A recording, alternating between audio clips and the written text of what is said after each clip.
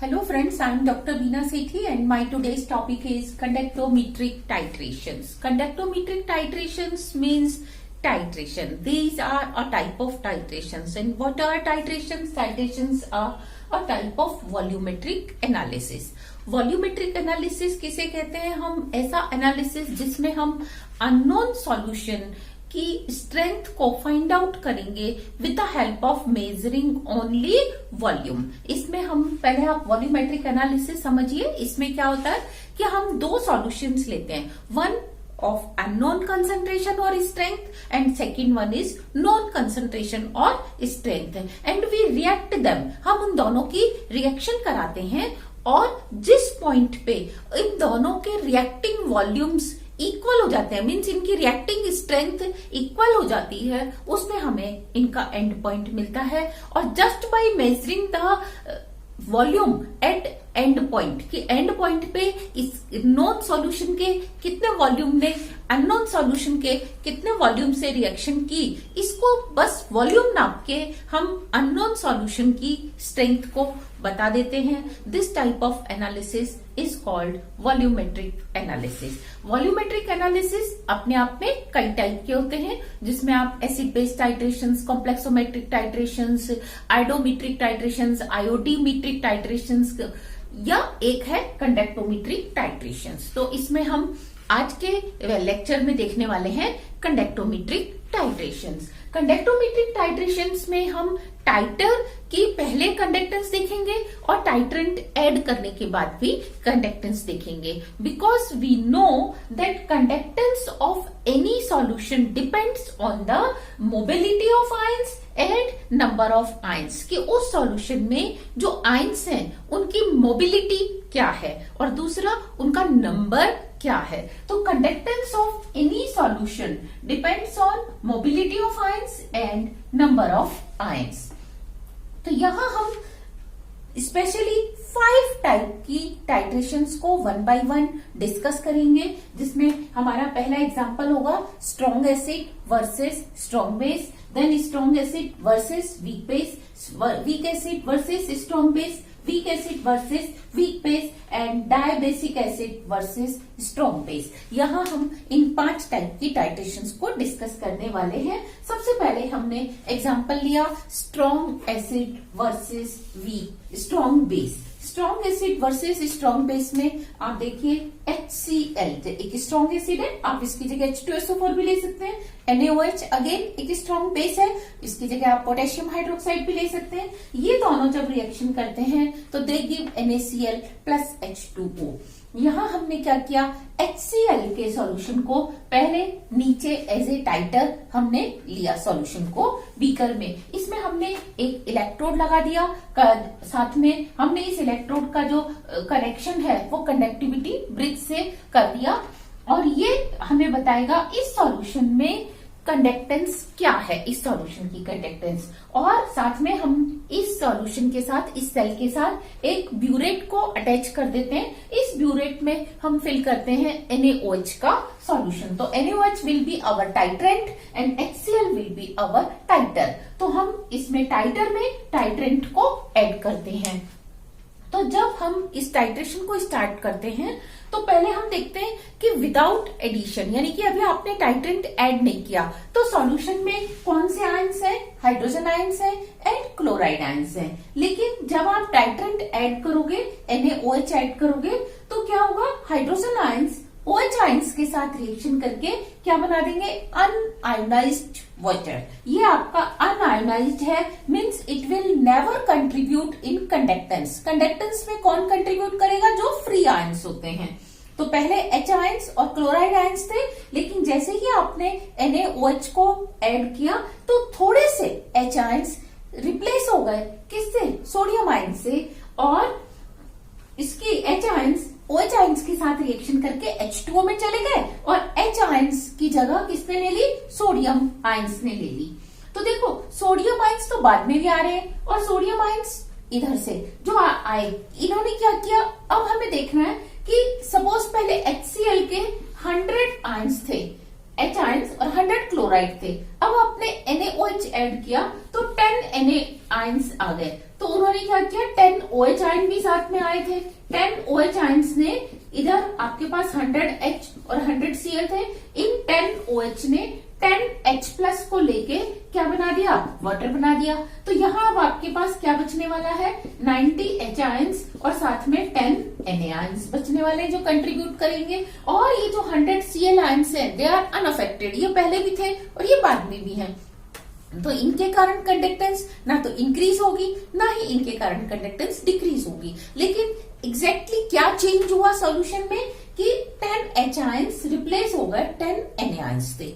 तो अब इन दोनों की कंडक्टेंस अगर बिल्कुल सेम है, इक्वल है, तो पहले और बाद में मीन्स टाइट्रेंट ऐड करने से पहले और टाइट्रेंट ऐड करने के बाद कंडक्टेंस विल रिमेन सेम। लेकिन ऐसा होता नहीं है। व्हाई? क्योंकि जो H आयंस है दे आर वेरी स्मॉल और जो सोडियम आयंस है they are big in size. इनकी मोबिलिटी कम है, इसकी मोबिलिटी ज्यादा है। तो आपने क्या किया, हाईली मोबाइल या हाई मोबिलिटी वाले आयंस को रिप्लेस कर दिया लो मोबिलिटी वाले आयंस से।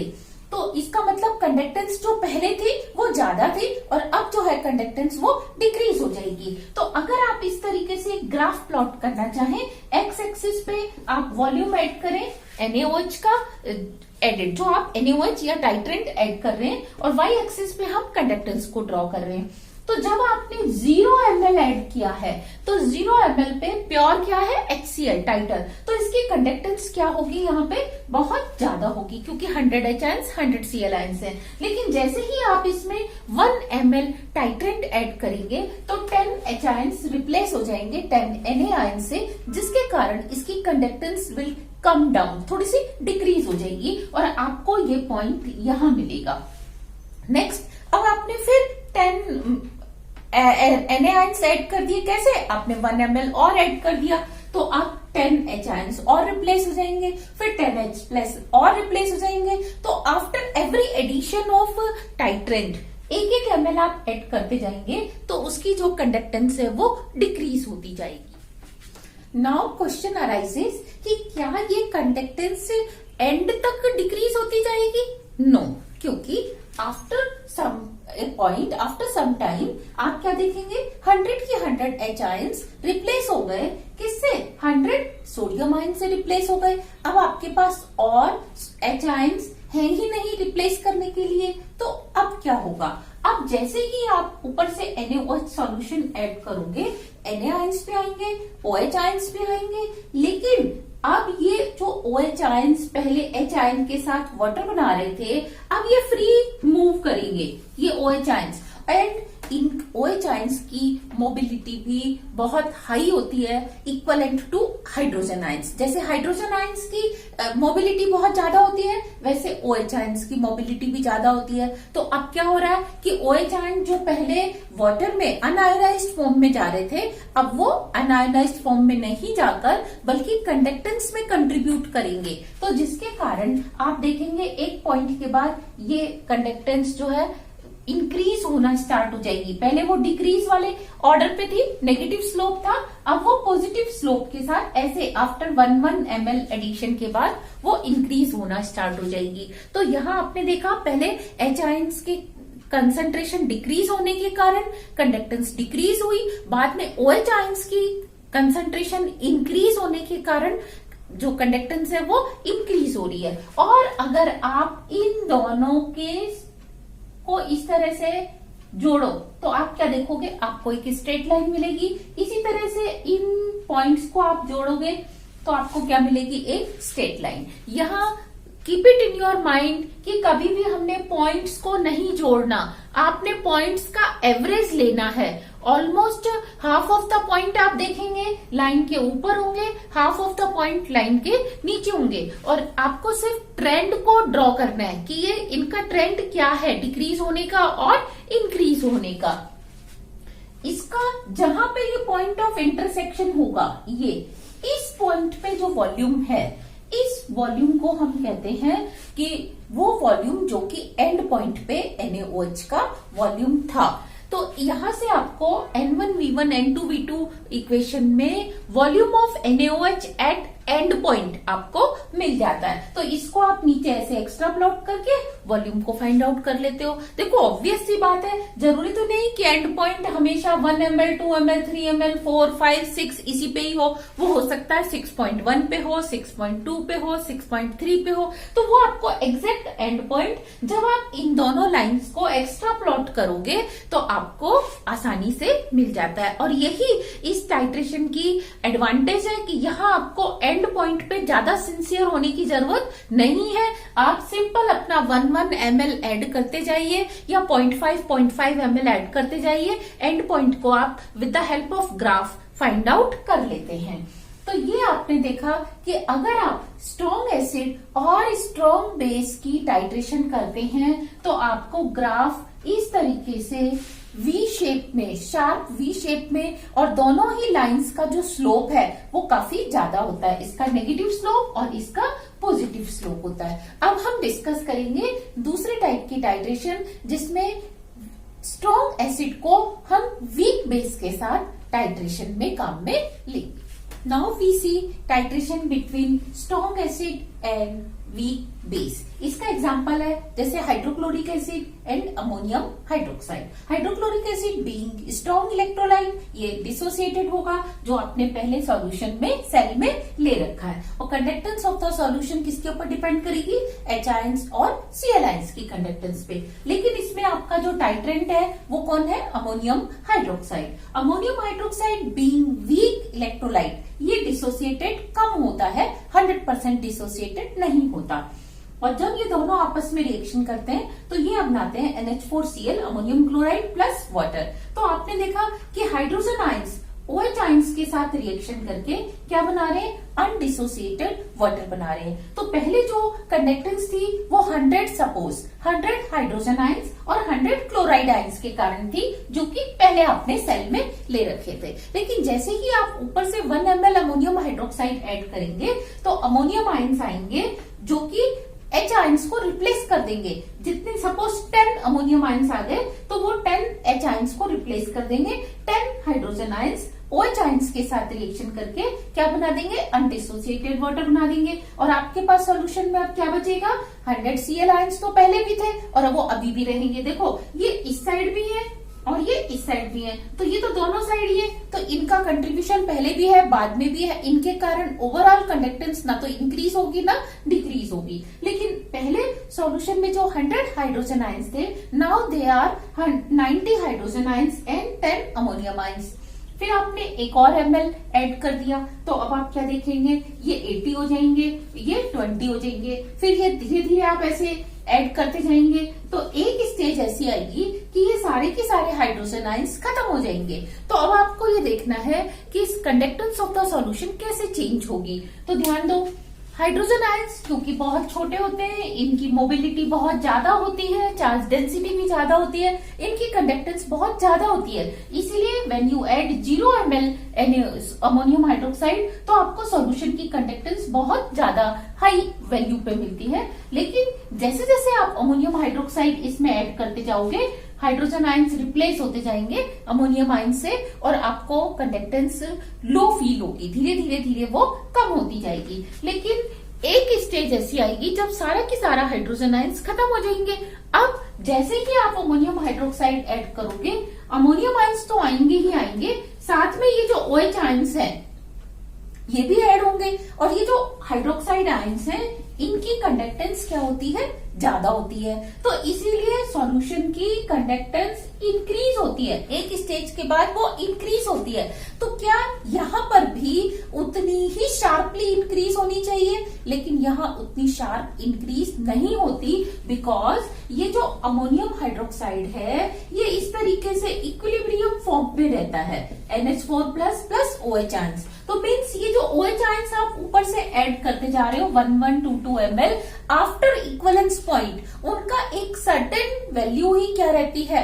अनडिसोसिएटेड फॉर्म में रहती है। Rest of the hydroxide ions undissociated form में रहते हैं। तो इसीलिए यहाँ आपको कंडक्टेंस इस तरीके से इंक्रीज होती हुई मिलती है और आपको जो स्लोप है वो इस तरीके से मिलता है। पहले स्ट्रॉन्ग एसिड स्ट्रॉन्ग बेस में आपने देखा स्लोप बहुत डीप था, बहुत ज्यादा था, लेकिन यहाँ पे आप देखेंगे स्लोप आपको बहुत कम मिलता है because of weak nature of ammonium hydroxide. ये जो अमोनियम हाइड्रोक्साइड है ये सारा की सारा डिसोसिएटेड नहीं होता, ये अनडिसोसिएटेड फॉर्म में भी रहता है, इसीलिए कंडक्टेंस उतनी शार्पली इंक्रीज नहीं होती आफ्टर इक्विवेलेंस पॉइंट। और इन दोनों लाइंस को आप एक्स्ट्रा प्लॉट करके volume of titrant at equivalence point या एंड पॉइंट आप फाइंड आउट कर सकते हैं।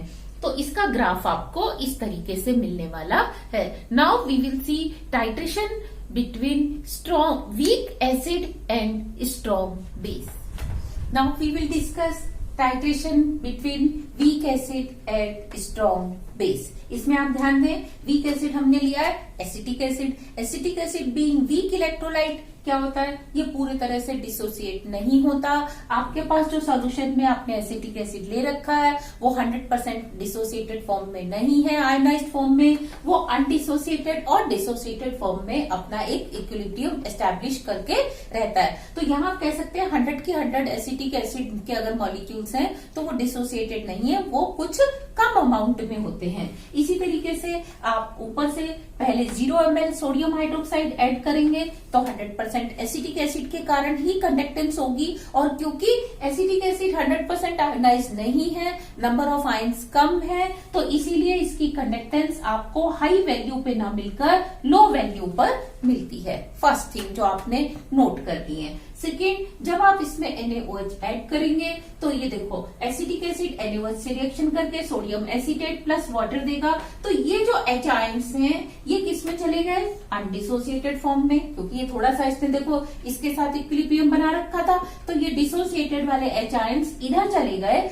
लेकिन जैसे ही ये आयंस इधर चले जाएंगे ये वाला इक्विलिब्रियम इधर शिफ्ट हो जाएगा, थोड़ा सा और आ जाएगा। मीन्स अगर 10 H आयंस रिप्लेस हुए किससे, 10 सोडियम आयंस से, लेकिन 10 जैसे ही रिप्लेस होते हैं 5 या 7 या 3 कुछ हाइड्रोजन आयंस दोबारा इससे इधर आ जाते हैं। तो आपको जो स्लोप है, पहले इस तरीके से स्लोप मिलता था, अब वो आपको इस तरीके से मिलेगा। जो पहले वाले केसेस थे हमारे दोनों स्ट्रॉन्ग एसिड वाले, उसमें स्लोप ज्यादा होता था, लेकिन इस लाइन का स्लोप आपको उतना नहीं मिलने वाला है, क्योंकि जैसे जैसे हाइड्रोजन आयंस रिप्लेस होंगे साथ साथ थोड़े थोड़े से हाइड्रोजन आयंस एसिटिक एसिड से आपको दोबारा मिलते भी रहेंगे।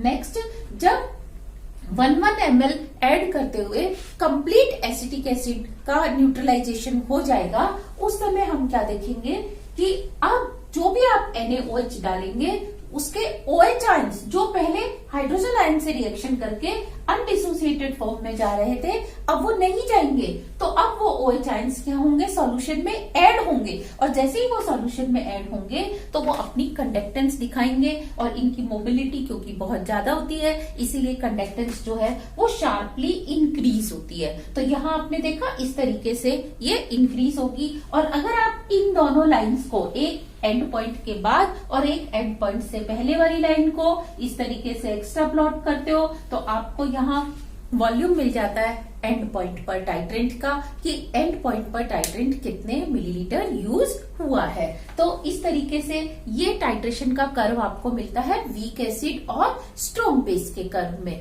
अब हम देखेंगे week acid versus weak base.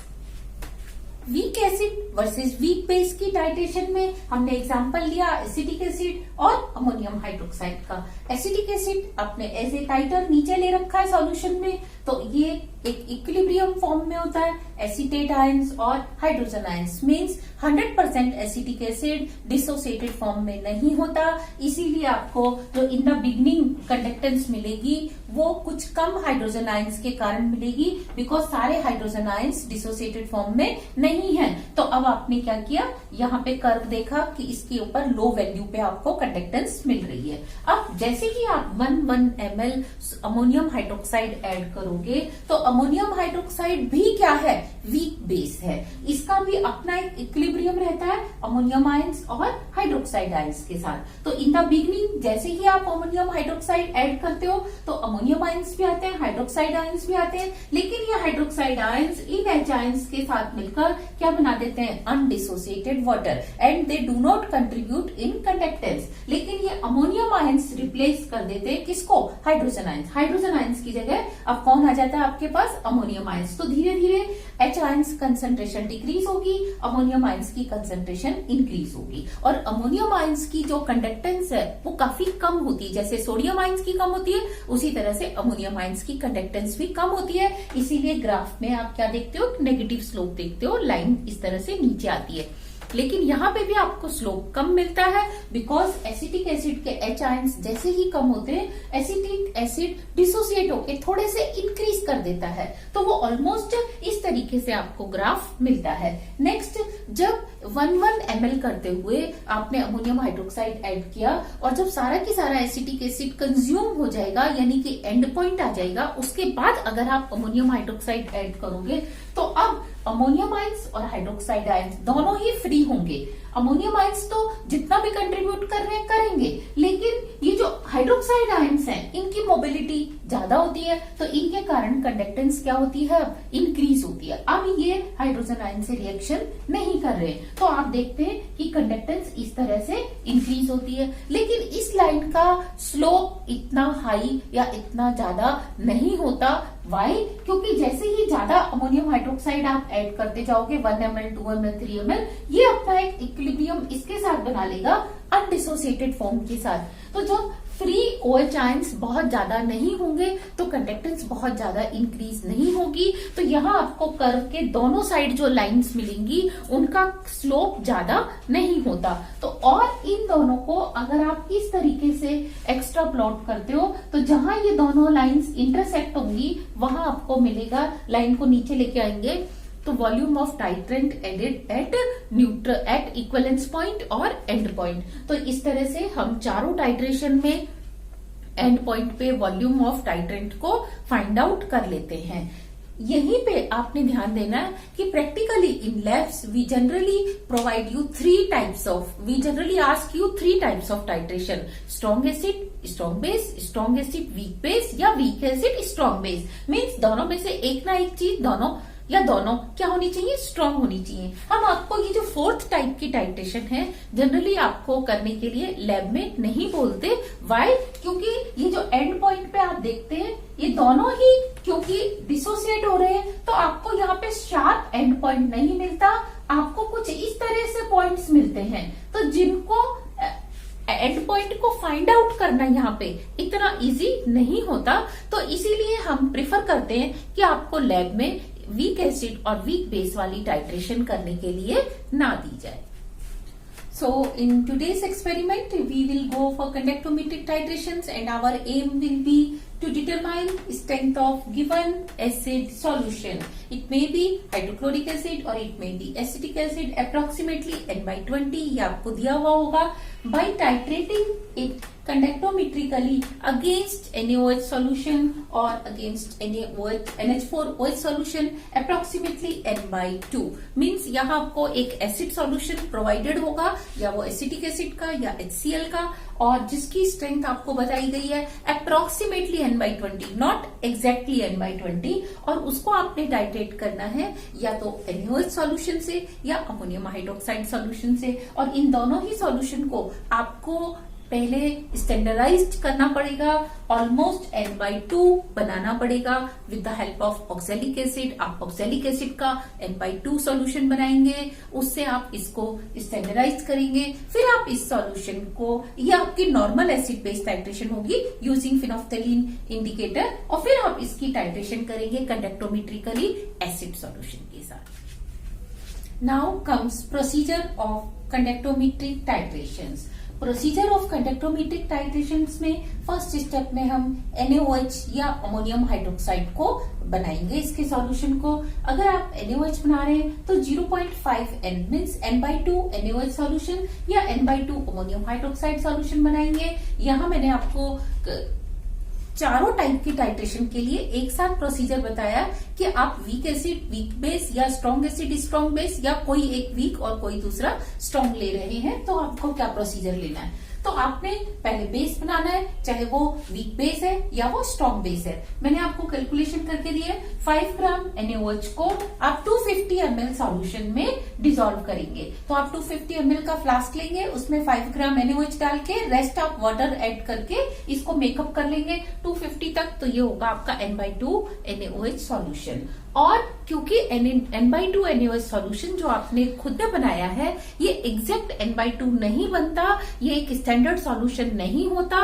Why? Because NaOH जो है हाइग्रोस्कोपिक नेचर का होता है। ड्यूरिंग वेइंग जब आप इसको वे करते हैं तो ये एटमॉस्फेयर से कुछ मॉइस्चर को एब्जॉर्ब कर लेता है और आपकी जो वेइंग है वो इनकरेक्ट हो जाती है। तो हम इसीलिए इस सॉल्यूशन को पहले स्टैंडर्डाइज्ड करते हैं। नॉर्मल जो आपकी एसिड बेस टाइट्रेशंस हैं उसमें आप N/2 ऑक्सैलिक एसिड बनाओगे। N/2 ऑक्सैलिक एसिड की टाइट्रेशन इस वाले सॉल्यूशन के साथ करोगे यूजिंग HPH मीन्स फिनोफ्थेलीन इंडिकेटर। तो यहाँ आप N1V1 N2V2 वाला जब फॉर्मूला लगाओगे, सपोज इसकी नॉर्मेलिटी N1 है और इसका वॉल्यूम V1 है, तो आपको यहाँ से इसकी नॉर्मेलिटी और जो एंड पॉइंट पे इसका वॉल्यूम काम में आया था उससे आप इसकी नॉर्मेलिटी वो V2 रख के आप इसकी नॉर्मेलिटी N2 को फाइंड आउट कर लेते हो। हालांकि आपने इसको N/2 के हिसाब से कैलकुलेट किया है, लेकिन वो एग्जैक्ट N/2 है या नहीं ये आपको इस टाइट्रेशन से पता चल जाता है। तो जो भी है वो आपको इसकी N2 पता चल जाती है with the help of standardization titration with oxalic acid. Second step में आप या तो एसिटिक एसिड या आप हाइड्रोक्लोरिक एसिड बनाएंगे। क्योंकि यहाँ हम स्ट्रॉन्ग एसिड स्ट्रॉन्ग बेस कर रहे हैं तो हम HCl बनाएंगे, जिसके लिए हम ऑलमोस्ट 3 ml सॉल्यूशन को 3 ml 5N HCl का सॉल्यूशन जो मार्केट से आता है उसको हम डिसॉल्व करेंगे किसमें 100 ml वाले फ्लास्क में और ऊपर से वाटर ऐड करके इसको 100 ml तक मेकअप कर लेंगे। यहाँ इसकी N3 अगेन हमारे पास अननोन है क्योंकि जो मार्केट से 5N HCl आता है ये एग्जैक्ट 5N HCl नहीं होता। तो हमारे को इस एक्सपेरिमेंट में HCl की नॉर्मेलिटी को फाइंड आउट करना है with the help of NaOH solution. और NaOH अगेन हमने स्टैंडर्डाइज किया किससे? ऑक्सैलिक एसिड से। और ऑक्सैलिक एसिड क्या? एक प्राइमरी स्टैंडर्ड सॉल्यूशन है कि आप इसका सॉल्यूशन स्टैंडर्ड सॉल्यूशन की तरह बना सकते हो।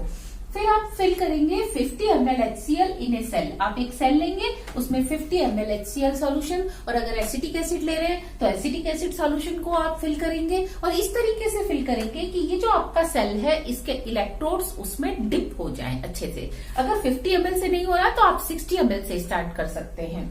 नेक्स्ट आप क्या करेंगे? Place a cell washed and rinse with HCl। क्योंकि यहाँ हम HCl ले रहे हैं तो ये जो सेल आपने इसमें लगाया है इसको हम पहले वॉश करते हैं और इसको रिंस करते हैं HCl सॉल्यूशन से। और अगर आप एसिटिक एसिड ले रहे हैं तो आप एसिटिक एसिड से इसको रिंस करेंगे। Then wash and rinse the burette with NaOH and fix it. अब आप क्या करेंगे? इस यहाँ पे ब्यूरेट लगाएंगे, इस ब्यूरेट को आप पहले वॉश करेंगे, रिंस करेंगे, फिर फिल करेंगे। कौन से सॉल्यूशन से? इस N/2 NaOH सॉल्यूशन से, जिसकी कि ऑलमोस्ट N/2 है, लेकिन आपके लिए अब वो नॉन हो चुका है क्योंकि आप इसको स्टैंडर्डाइज कर चुके हैं। Connect the cell with conductivity bridge. ये जो सेल है इसका कनेक्शन हम कंडक्टिविटी ब्रिज से कर देते हैं। Next, read the observed conductance. जो भी आप इसकी कंडक्टेंस है हम इसको पहले इन द बिगिनिंग जब आपने 0 ml ऐड किया और आफ्टर एडिशन ऑफ 1111 ml हम इसकी रीडिंग को नोट करते हैं।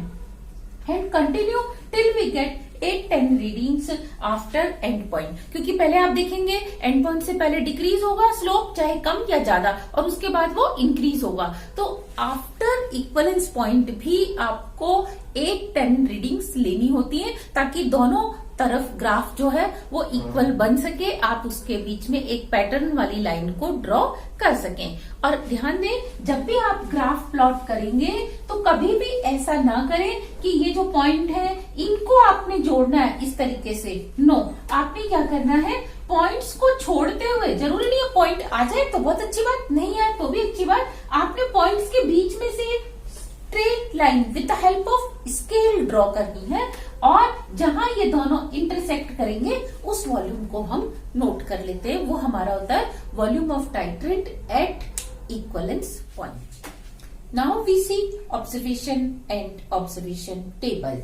ऑब्जर्वेशंस में सबसे पहले हम देखेंगे नॉर्मलिटी ऑफ ऑक्सैलिक एसिड, क्योंकि वो आपने खुद ने बनाया है तो दैट विल बी n/2, तो आप इसको n/2 रखेंगे। Then normality of NaOH solution, जो आप N1V1 N2V2 करके फाइंड आउट करते हैं। तो ऑक्सैलिक एसिड के लिए N1V1 और NaOH के लिए N2V2। तो ऑक्सैलिक एसिड के लिए N1 क्या है, n/2, और V1 क्या है 20 ml, क्योंकि आप उसको पिपेट से लेते हैं। फिर NaOH के लिए N2 आपने फाइंड आउट करना है, और V2 क्या है, एंड पॉइंट पे जो इसका रीडिंग आएगी जब आप ऑक्सैलिक एसिड और NaOH की टाइट्रेशन करेंगे, तो वो आप यहाँ पे V2 रख देंगे, तो आपको मिल जाएगा N2।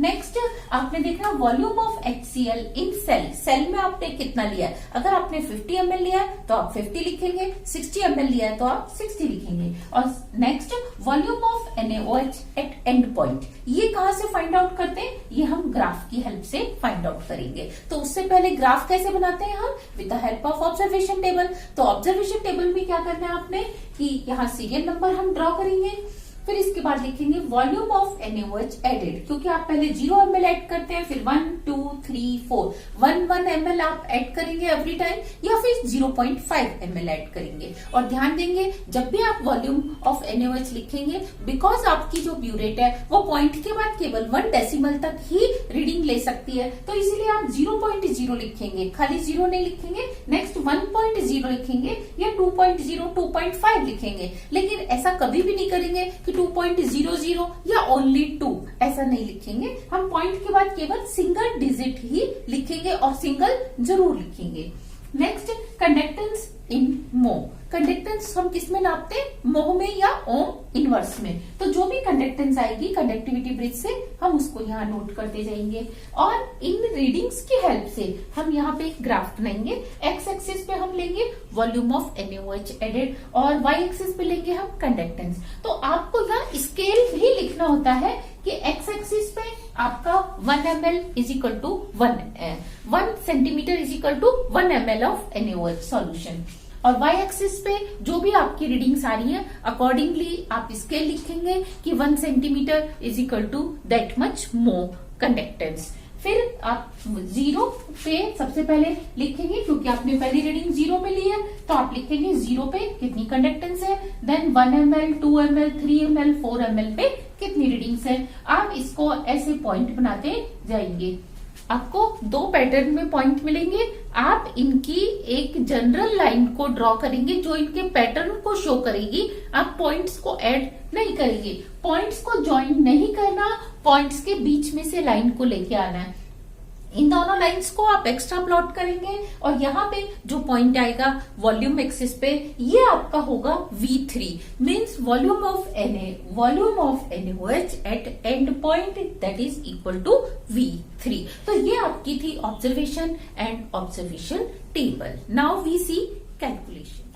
अब हम देखते हैं general calculation and calculations. General calculation में आपने देखा N1V1 is equal to N2V2, ये ऑक्सैलिक एसिड के लिए और ये NaOH के लिए, और जब आप N2 फाइंड आउट करोगे तो that will be equal to N/2 20/V2। नेक्स्ट जब आप NaOH और HCl के लिए टाइट्रेशन करेंगे तो general calculation will be equal to N3V3 is equal to N4V4, और N3 क्योंकि NaOH है और NaOH ये वही वाला NaOH है जो आपने ऑक्सैलिक एसिड के साथ टाइट्रेट किया था, तो इसकी नॉर्मलिटी आपके पास क्या आ जाएगी, N2 आ जाएगी, क्योंकि आपने इसको वहां से फाइंड आउट किया।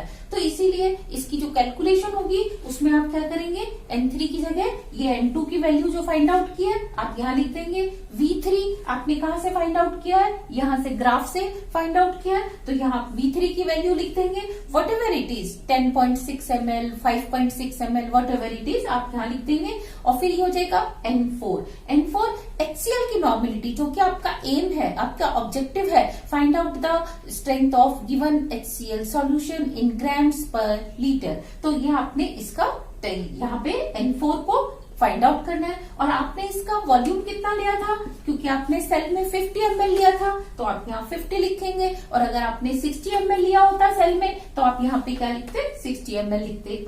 तो यहाँ N4 को फाइंड आउट कर सकते हैं N2 की वैल्यू पुट करके, V3 की वैल्यू पुट करके और 50 से डिवाइड करके, तो आपको वैल्यू मिल जाएगी N4 की, means normality of given HCl solution. और इसको अगर आप इसके इक्विवेलेंट वेट 36.5 से मल्टीप्लाई करेंगे तो यू विल गेट W ग्राम, जो भी आंसर है आपका W ग्राम्स पर लीटर। तो this will be the result of your answer, your experiment. कि रिजल्ट को आप कैसे मेंशन करेंगे, रिजल्ट को आप लिखेंगे इस तरह से,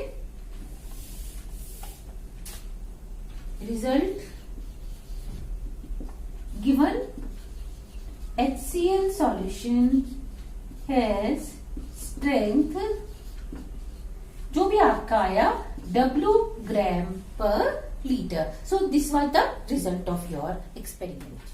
Now we see precautions. Actually precautions हमें एक्सपेरिमेंट परफॉर्म करने से पहले पढ़नी चाहिए ताकि हम एक्सपेरिमेंट में वो एरर्स ना कर सकें, लेकिन हम इनको लिखते ऑलवेज लास्ट में हैं। लेकिन ध्यान रहे, जब भी आप कोई फिजिकल का एक्सपेरिमेंट करते हैं या कोई भी एक्सपेरिमेंट करते हैं तो प्रिकॉशंस को पहले पढ़ें, उसके बाद एक्सपेरिमेंट करें ताकि आपके एक्सपेरिमेंट में कोई एरर्स ना हो। तो इसकी जो फर्स्ट प्रिकॉशन है, rinse and wash electrode with acid solution. क्योंकि आपने नीचे एसिड में इसको डिप करना है तो पहले आप एसिड सॉल्यूशन से इसको रिंस करेंगे, वॉश करेंगे, फिर इसको डिप करेंगे। अगर आप पानी से करेंगे तो क्या होगा, एसिड की नॉर्मेलिटी चेंज हो जाएगी। Then NaOH should be 10 times stronger. जो भी आप टाइट्रेंट ले रहे हैं वो NaOH भी हो सकता है, अमोनियम हाइड्रोक्साइड भी हो सकता है, तो वो मिनिमम 10 टाइम्स स्ट्रॉन्गर होना चाहिए HCl सॉल्यूशन से। बिकॉज अगर वो दोनों की नॉर्मेलिटी ऑलमोस्ट सेम है और आपने 50 ml नीचे लिया है तो 50 ml ही ऊपर से कंज्यूम होगा इक्वलेंस पॉइंट से पहले, और फिर आप 50 ml बाद में करेंगे तो ओवरऑल जो डाइल्यूशन है वो 3 टाइम्स हो जाएगा। तो डाइल्यूशन के साथ साथ भी कंडक्टेंस चेंज होती है। सो डाइल्यूशन इफेक्ट को कम करने के लिए हम क्या करते हैं, जो टाइट्रेंट ऐड करते हैं वो मिनिमम 10 टाइम स्ट्रॉन्गर लेते हैं। तो उससे क्या होता है कि जो आपने 50 ml HCl लिया है या एसिटिक एसिड लिया है नीचे, तो आप ऊपर से जो टाइट्रेंट ऐड करेंगे वो ऑलमोस्ट 5 ml के आसपास आपका एंड पॉइंट आएगा, और फिर 5 ml ही आप बाद में ऐड करेंगे इक्वलेंस पॉइंट के बाद। तो डाइल्यूशन डबल भी नहीं होगा, डबल से काफी कम रह जाएगा। तो मिनिमाइज डाइल्यूशन इफेक्ट हम क्या करते हैं, टाइट्रेंट 10 टाइम स्ट्रॉन्गर लेके चलते हैं। And solution must be stirred before reading, क्योंकि आप every time 1 ml titrant add कर रहे हो तो आफ्टर एवरी एडिशन आपने उस सॉल्यूशन को अच्छे से स्टिर करना है, उसको स्टेबलाइज होने देना है, then you have to take readings. फिर prepare a solution in conductivity water. Actually conductometric bridge पे हम जितने भी एक्सपेरिमेंट करते हैं उनके लिए we need conductivity water, but in this case क्योंकि एरर जो है वाटर की वो ऑलमोस्ट सेम रहने वाली है सारी रीडिंग्स में, तो इसीलिए आप चाहें तो डिस्टिल वाटर या डबल डिस्टिल वाटर में सॉल्यूशन बना सकते हैं, but preferably we should use conductivity water.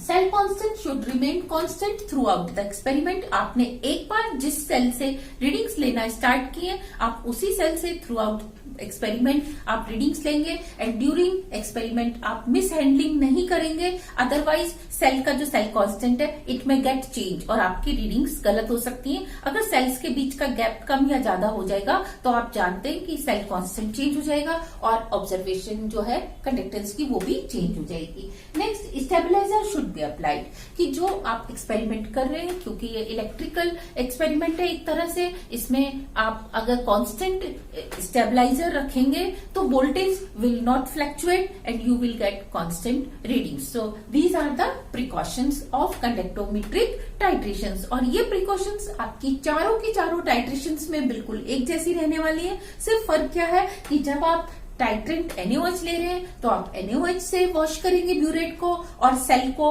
अगर आप HCl ले रहे हैं तो HCl से करेंगे, और अगर एसिटिक एसिड और अमोनियम हाइड्रोक्साइड है तो आप एसिटिक एसिड से सेल को वॉश करेंगे और अमोनियम हाइड्रोक्साइड से आप ब्यूरेट को वॉश करेंगे। सो these were the titrations, conductometric titrations. Thank you very much. If you have any doubt, please write in my comment section so that I can solve your queries also. Thank you very much.